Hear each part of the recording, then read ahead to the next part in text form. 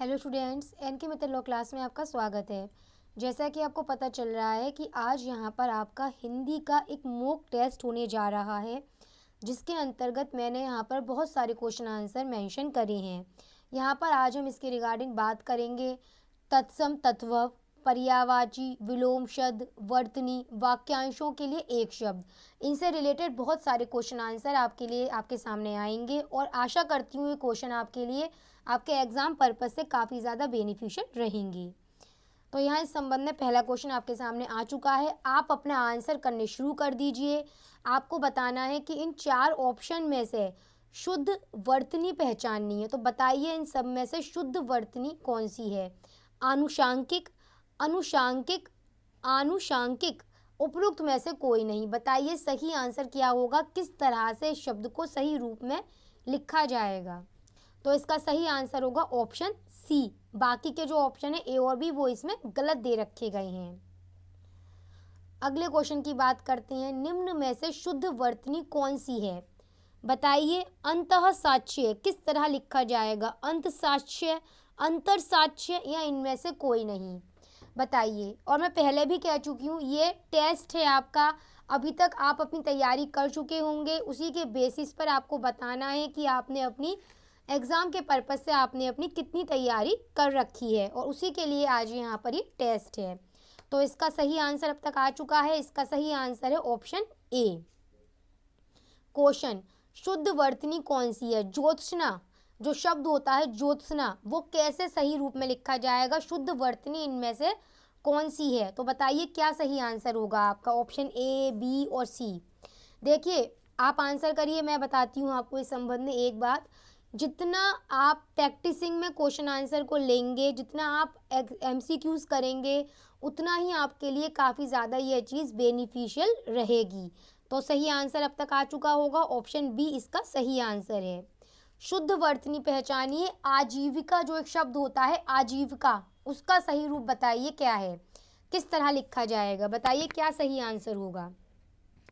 यहाँ पर हमने पर्यायवाची भी रखे हैं, यहाँ पर हमने वाक्यांशों के लिए एक शब्द, उससे रिलेटेड क्वेश्चन आंसर भी हम लेकर आए हैं। हाँ भाई, तो क्या आंसर होगा इसका? तो अब तक आपका सही आंसर आ चुका है। इसका सही आंसर है ऑप्शन ए, आजीविका। शुद्ध वर्तनी पहचानिए। एक शब्द होता है इच्छा, वो तो बहुत सिंपल है, जनरली स्पीकिंग हम कहते भी हैं इच्छा, हमारी ये इच्छाएं हैं। तो ये किस शब्द में लिखा जाएगा? इच्छा वर्ड जो है। सही आंसर है ऑप्शन बी। इनकार, किसी काम को कर देने से इनकार कर दिया जाना, हम इस काम को करने से इनकार करते हैं। तो जो वर्ड मैंने अभी यूज़ करा इनकार, ये कैसे शुद्ध वर्तनी क्या है इसकी? तो सही आंसर क्या होगा? Option C. निम्न में से अब आपके सामने चार ऑप्शन है, आपको बताना है कि इनमें से सही शुद्ध वर्तनी कौन सी है? कार्यक्रम, यथेष्ट, सराफ, या इनमें से कोई नहीं? आराम से समय लीजिए और बताइए शुद्ध वर्तनी का शब्द कौन सा है इसमें से? सही आंसर है कार्यक्रम। क्यों? क्योंकि यथेष्ट की शुद्ध वर्तनी होती है यथेष्ट, और शराफ की शुद्ध वर्तनी होती है सराफ। शुद्ध वर्तनी कौन सी है इनमें से? बताइए। व्यापित, शंख, शलज, या उपयुक्त में से कोई नहीं? टाइम लीजिए और बताइए सही आंसर क्या होगा इसके रिगार्डिंग। बिल्कुल सही आंसर आपके सामने है, शंख शुद्ध वर्तनी का एग्जाम्पल है यहाँ पर। क्यों? क्योंकि व्यापित की शुद्ध वर्तनी होती है व्याप्त, और सलज का शुद्ध वर्तनी इस तरह लिखा जाता है। अब हम बात करेंगे विलोम शब्द की। अब हम विलोम शब्द से रिलेटेड कुछ क्वेश्चन आंसर लेकर आए हैं, आंसर बताइएगा। और हाँ, आपको मुझे एक काम और करना है स्टूडेंट्स, आपको कमेंट बॉक्स में मुझे बताना है कि आप लोगों ने कितने मार्क्स, कितने नंबर आपको रिसीव हुए हैं, कितने क्वेश्चन आंसर आपने सही करे हैं और कितने क्वेश्चन आंसर आपने गलत करे हैं। ये भी आप मुझे ज़रूर बताइएगा, ताकि जब मैं अपना अगला टेस्ट करवाऊँ आपको, तो मैं इन बातों को ध्यान रखते हुए अपने क्वेश्चन आंसर बनाऊँ। यहाँ पर मैं बताइए विलोम शब्द, कृत्रिम का विलोम शब्द क्या है? प्राकृतिक, सहज, या निर्मित, या इनमें से कोई नहीं? तो सही आंसर क्या है इसका? बताइए, जल्दी बताइए स्टूडेंट्स, जल्दी कमेंट बॉक्स में आंसर बताइए। कृत्रिम का विलोम शब्द क्या है? प्राकृतिक, सहज, या निर्मित, या इनमें से कोई भी सही नहीं है? तो सही होगा कृत्रिम का विलोम शब्द है प्राकृतिक। कृत्रिम मतलब आर्टिफिशियल। जगम, विलोम शब्द है जगम, इसका विलोम शब्द क्या होगा? जगम का विलोम क्या होगा? जगम का अपोजिट क्या होगा? जगम मतलब मूवेबल, चलते रहने वाला। आंसर समझ में आ गया होगा। स्थावर, इमूवेबल, कहीं पर स्थायी रहने वाला। अर्थ का विलोम शब्द क्या होता है? समाप्त, इति या खत्म, या इनमें से कोई नहीं। बताइए क्या आंसर होगा। ये थोड़ा सा डिफिकल्ट है कि नहीं है क्वेश्चन ये आपके लिए, या फिर इजी है, ये भी मुझे बताइएगा। सही आंसर होगा इति। अनादर का विलोम शब्द क्या होगा? बताइए स्टूडेंट्स। सत्कार, आदर, मान, या इनमें से कोई नहीं। अनादर का विलोम शब्द क्या होगा? आदर। आदर करना, आदर करना, उसका विलोम होगा अनादर करना। अनुरक्ति, इसका विलोम क्या होगा? विरक्ति, विराग, तिरोभाव, या इनमें से कोई नहीं। बताइए क्या सही आंसर है। हम वेट कर रहे हैं आपके आंसर की स्टूडेंट्स, आंसर बताइए आपका। देखिए स्टूडेंट्स, हमेशा याद रखिएगा, जब भी मॉक टेस्ट में करवाती हूँ, जब भी मैं टेस्ट करवाती हूँ हमारे यहाँ पर, तो मेरे लिए आपका पार्टिसिपेशन बहुत ज़्यादा मायने रखता है। इसलिए प्लीज़ जब भी हम टेस्ट हो रहा है आपका, आप क्वेश्चन आंसर में पार्टिसिपेट करिए, क्योंकि आपके लिए भी काफ़ी बेनिफिशियल रहेगा ये। हाँ, तो अनुरुक्ति का क्या होगा विलोम शब्द? विरक्ति होगा। अभिज्ञ, इसका विलोम शब्द क्या होगा? ये किसका विलोम शब्द होगा? तो इसका विलोम होगा अज्ञेय। एक का क्या होगा? बहुत सिंपल है, इसका तो बिल्कुल टाइम नहीं हमें लगना, हमें तो आंसर पता है। एक का अनेक होता है विलोम शब्द। उद्घाटन का विलोम शब्द क्या होगा? किसी चीज़ का उद्घाटन करना, किसी चीज़ की शुरुआत करना, और उसका विलोम होगा समापन करना, किसी चीज़ को ख़त्म करना। अब बताइए, आपके सामने क्वेश्चन है, समझ में आ गया क्या पूछ रहे हैं हम? वाक्यांशों का एक शब्द हमने पूछा है। जिस क्रिया का कर्म ना हो उसे क्या कहेंगे? आकर्मक, आकरणीय, अकथित, या इनमें से कोई नहीं। फिर से रिपीट करती हूँ। जिस क्रिया का कर्म ना हो उसे क्या कहेंगे? आकर्मक, आकरणीय, अकथित, या उपयुक्त में से कोई नहीं। अब तक आंसर आ चुका है, उसे कहेंगे अकर्मक। जिस क्रिया का कोई कर्म नहीं है उसे कहते हैं अकर्मक। बाकी के भी देख लो ऑप्शन इसमें, और हमें जानकारी ही प्राप्त होगी इसमें। जो बात ना कही गई हो उसे कहते हैं अकथित, और जो काम करने योग्य ना हो उसे कहते हैं अकरणीय, जो करने योग्य ना हो। बताइए सही आंसर क्या है? जो जाना ही ना गया हो, अज्ञात, असाध्य, अभियोगी, या उपयुक्त में से कोई नहीं। बताइए क्या सही आंसर होगा स्टूडेंट्स। जो जाना ही ना गया हो उसे क्या कहेंगे? अज्ञात, असाध्य, अभियोगी, उपयुक्त में से कोई नहीं। जो जाना ही ना गया हो उसे कहते हैं अज्ञात। वह रोग, असाध्य किसे कहते हैं? वह रोग जिसका ठीक होना कठिन हो उसे कहते हैं असाध्य। अभियोगी का मतलब जो अभियोग लाए, जो शिकायत करे उसे कहते हैं अभियोगी। जो पान करने योग्य नहीं है, इसका मतलब क्या है? अपरिग्रह, अपव्यय, अपव्यय, उपयुक्त में से कोई नहीं। बताइए सही आंसर क्या होगा? जो पान करने योग्य नहीं है, अपेय। बाकी देख लीजिए। अपरिग्रह मतलब आवश्यकता से अधिक धन का ग्रहण ना करना। अपव्यय, आवश्यकता या उचित मात्रा से अधिक खर्च करने वाला अपव्यय। जिसके पास कुछ ना हो उसे क्या कहते हैं? अकिंचन, अखाध, अग्रज, उपयुक्त में से कोई नहीं। क्या आंसर है बताइए? क्या कहेंगे आप? जिसके पास कुछ ना हो उसके लिए एक शब्द उपयोग कर दीजिए, उसका मतलब मान लिया जाएगा कि हाँ भाई इसका मतलब है जिसके पास कुछ ना हो उसे कहते हैं अकिंचन। बाकी देख लीजिए। अखाद्य मतलब जो खाने योग्य ना हो। अग्रज मतलब बड़ा भाई जिसका जन्म पहले हुआ हो।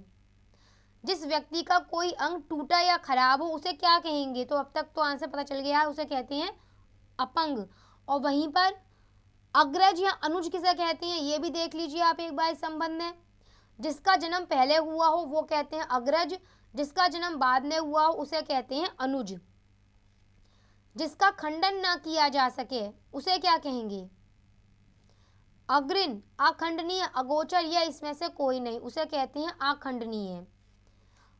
अगणित मतलब जो गिना ना जा सके। अगोचर मतलब जिसका ज्ञान इंद्रियों द्वारा ना हो उसे अगोचर कहते हैं। जिस पर कोई रोक टोक ना हो। अनियंत्रित, अनित्यवादी, अनिरुद्ध, उपयुक्त में से कोई नहीं। जिस पर कोई रोक टोक ना हो, अनियंत्रित। अनित्यवादी, प्रत्येक पदार्थ को क्षणिक और नश्वर मानने वाला सिद्धांत अनित्यवादी। जो रुका हुआ ना हो, अनिरुद्ध बहता चला जा रहा है। जो कभी दिखाई ना दे उसे क्या कहेंगे? अदृश्य, अद्वितीय, अधिकत या उपयुक्त में से कोई नहीं। जो कभी दिखाई ना दे उसे कहते हैं अदृश्य। जिसका जोर या बराबरी ना हो उसे कहते हैं अद्वितीय। अधिकार में आया हुआ उसे कहते हैं अधिकृत। पर्यायवाची की बात आ गई भाई। अंक का पर्यायवाची क्या होगा? गिनती, अंकबार, गाव या उपयुक्त में से कोई नहीं। बताइए क्या होगा? अंक का पर्यायवाची गिनती होगा। अंचल का पर्यायवाची क्या होगा? चोखा, प्रदेश, अचल, उपयुक्त में से कोई नहीं। अंचल का पर्यायवाची क्या होगा? प्रदेश। अमृत का पर्यायवाची क्या होगा? अमी, मधु, सोम या सभी यह अमृत के ही पर्यायवाची हैं। तो हाँ, ये सभी अमृत के ही पर्यायवाची हैं, अमी, मधु, सोम। असुर का पर्यायवाची क्या होगा? निशाचर, राक्षस, धनुज, उपयुक्त सभी। तो हाँ, ये सभी निशाचर, राक्षस, धनुज असुर के ही पर्यायवाची हैं। अनार का पर्यायवाची क्या होगा? सुनील, अहित, अटकल, उपयुक्त में से कोई नहीं। अनार का पर्यायवाची होगा सुनील। अभिजात का पर्यायवाची क्या होगा? सुजात, जानकार, गौरव, उपयुक्त में से कोई नहीं। अभिजात का पर्यायवाची होगा सुजात।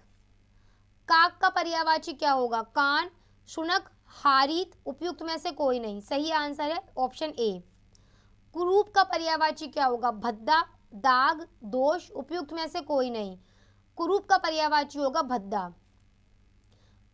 अब क्या पूछ रहे हैं? हमने पहले भी कहा था शुरुआत में तत्सम तद्भव भी पूछेंगे हम आपसे। तो यहाँ अब हमने इसमें तत्सम पूछे हैं आपसे। बताइए अंगीठी का तत्सम क्या होगा? 4 ऑप्शन है, बताइए सही क्या है? अंगीठी का तत्सम क्या होगा? बताइए क्या होगा?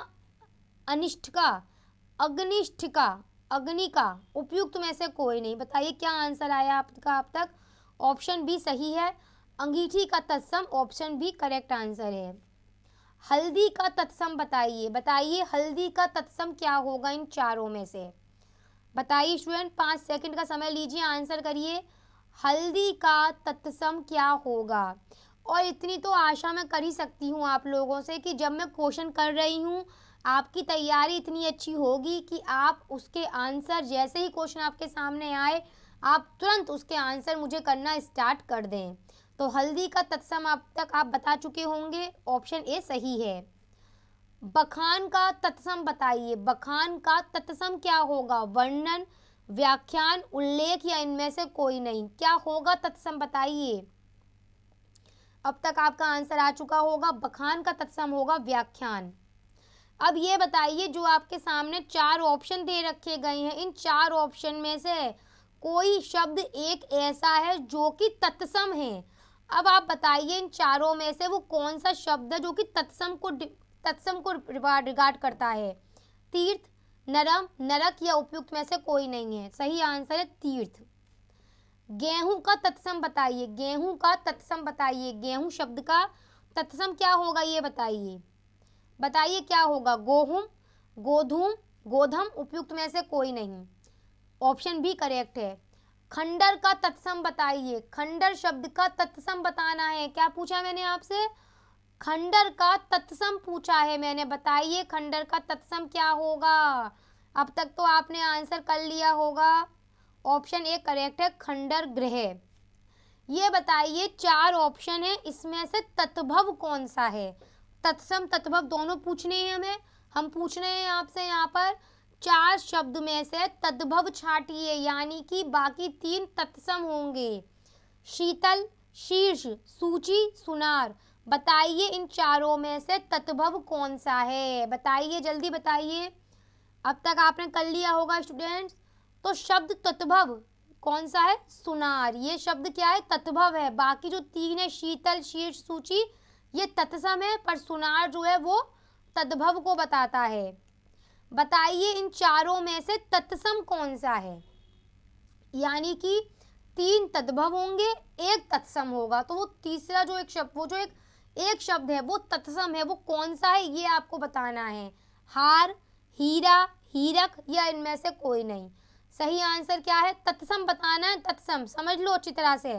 प्रीवियस क्वेश्चन में मैंने पूछा था तत्भव बताना है, अब मैं पूछ रही हूँ तत्सम बताना है। तो सही आंसर है ऑप्शन सी, इसका सही आंसर है। तो स्टूडेंट्स इसी के साथ यहाँ आपका टेस्ट ये वाला कंप्लीट होता है, जिसके अंतर्गत हमने तत्सम तद्भव से संबंधित क्वेश्चन आंसर, शुद्ध वर्तनी से संबंधित क्वेश्चन आंसर, पर्यायवाची वाक्यांशों के लिए एक शब्द, इससे संबंधित क्वेश्चन मॉक टेस्ट हमने यहाँ पर आज कंप्लीट करा है। और आशा करते हैं ये आपके लिए काफ़ी बेनिफिशियल रहा होगा और आगे हम कोशिश करेंगे इसके रिगार्डिंग और भी ऐसे टेस्ट लेकर आने की जो कि आपके लिए काफ़ी ज़्यादा बेनिफिशियल होंगे। तो इसी के साथ अपनी क्लास हम यहाँ पर कंप्लीट करते हैं।